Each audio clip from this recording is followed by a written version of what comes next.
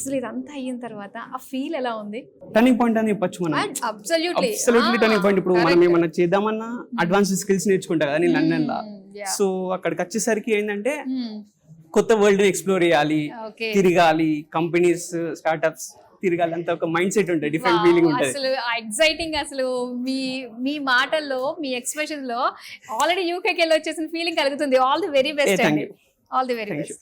Okay, so ఇలా నిజంగా ఒక స్టూడెంట్ ఆ ఫీల్ అనేది నిజంగా మాటల్లో చెప్పలేమండి. వాళ్ళ ప్లేస్ లో ఉండి మనం అనుభవిస్తేనే మనకి తెలుస్తుంది.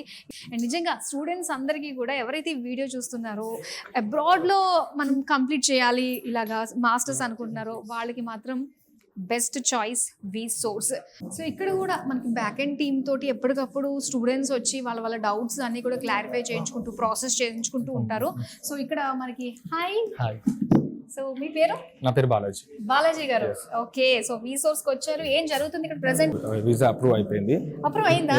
ఓకే, ఈ వీసా కోసం వచ్చారు. సో నాది ఆ ప్రాసెస్ నడుస్తుంది. తొందరగానే అయిపోతుందా ఈ వీసా ప్రాసెస్ అంతా? హెడేక్స్ అన్ని ఏం తీసుకోవట్లేదు? నో ప్రాబ్లం, ఎందుకంటే వీసోర్స్ చాలా హెల్ప్ఫుల్ ఉంటది. ఎండ్ టు ఎండ్ వర్క్ చేసేది వీసోర్స్.